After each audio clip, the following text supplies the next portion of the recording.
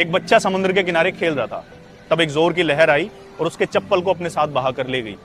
तब उस बच्चे ने रेत पर लिखा कि समुद्र चोर है। एक मछुआरा जिसको समुद्र से बहुत सारी मछलियां मिली, उसने समुद्र की रेत पर लिखा कि समुद्र मेरा पालनहार है।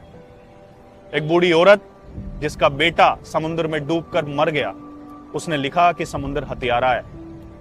एक बूढ़ा आदमी जो समुद्र के किनारे चल रहा था, उसको सीप में मोती मिला, उसने लिखा कि समुद्र दानी है।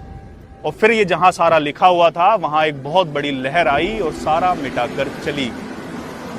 यानी समुद्र को कोई फर्क नहीं पड़ता कि उसके बारे में कौन अच्छा या कौन बुरा सोचता है। लोग आपके बारे में अच्छी बुरी बातें करते रहेंगे, अगर आप सही हैं तो अपनी मौज में रहिए। कुछ कर्मों की एफआईआर ऊपर आसमानों में भी लिखी जाती है, तो जरा किसी पर सोच समझकर जुल्म करिएगा, क्योंकि वहां आपकी पहचान का कोई थानेदार नहीं होगा। एक अंधा भिखारी ट्रेन में भीख मांग रहा था, आगे बढ़ता चला गया। एक साहब ना ऊपर वाली सीट पे बैठे हुए थे, उन्होंने अपनी जेब से सिक्का निकाला, किसी दूसरे बंदे को दे दिया कि भाई इस भिखारी को दे दो। वैसा ही किया उसने, वो सिक्का लेकर उसकी झोली में डाल दिया। अब ऑब्वियसली भिखारी ने दुआएं दी कि भाई रब तुम्हारा भला करे। लेकिन एक तीसरा बंदा वहां बैठा हुआ था, वो बोला भाई ये सिक्का इसने नहीं दिया, उन्होंने दिया जो सीट के ऊपर बैठे हैं। तब उस भिखारी ने जो जवाब दिया ना, उसको यहां लिखकर लेके जाइएगा। उसने कहा कि भाई मैं अंधा हूं, मेरा रब अंधा नहीं है। तो इसलिए कहता हूं जिनके साथ हम भलाई करते हैं उनको दिखे या ना दिखे, लेकिन उसको जरूर दिखती है। नेकी करिए और दरिया में डालिए। इस्लाम औरतों की इज्जत नहीं करता, गुलाम बना कर रखता है, कैद करके रखता है। किस इस्लाम की बात कर रहे हो आप, जिसमें जब औरत माँ बनती है तो जन्नत को उठाकर उसके कदमों में डाल दिया जाता है और रब ऐलान कर देता है कि माँ का दिल नहीं दुखाना, अगर माँ का दिल दुखाओगे तो माफ नहीं करूंगा। और उसकी दुआओं में इतनी तासीर रखी है कि माँ अगर सच्चे दिल से हाथ उठा देना तो औलादों की तकदीरें बदल जाती हैं। तो क्या ये औरत की इज्जत नहीं है? जब एक औरत बहन बनती है और अपने भाई के घर आती है तो खुद प्रोफेट मोहम्मद सल्लल्लाहु अलैहि वसल्लम अदब में खड़े होकर कहते हैं कि बहन का क्या मर्तबा है, क्या मकाम है, कैसे बहन का इस्तकबाल किया जाता है। और बताया जाता है कि बहन के घर जाओ, खाली हाथ ना जाना, उसको बुलाना, उसके घर जाना और कभी उसका हक ना मानना। तो क्या ये औरत की इज्जत नहीं है?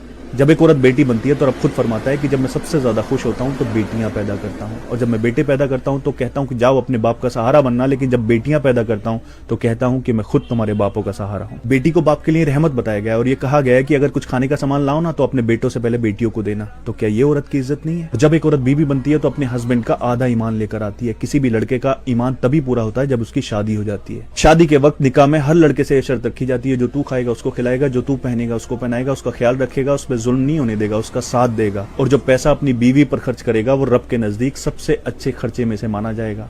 तो क्या ये औरत की इज्जत नहीं है? औरत की इज्जत पर हाथ डालना तो दूर, किसी को दोबारा पलट कर देखना भी गुनाह है। दुनिया का कोई भी धर्म नहीं सिखाता कि औरत की इज्जत पर हाथ डालो, सबने औरत की इज्जत करना सिखाया है। लेकिन सब धर्मों में आपको दरिंदे मिल जाएंगे जो ये दरिंदगी करते हैं, तो वो दरिंदे गलत हैं, इस्लाम गलत नहीं है।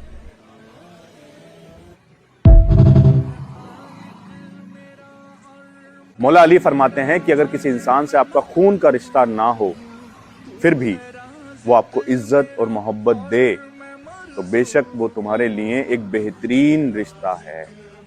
और मैं कैसे शुक्र अदा करूं उस रब का, मुझे तो इतने सारे लोग अपने दिलों में बसाए हुए हैं, इतनी इज्जत और मोहब्बत देते हैं।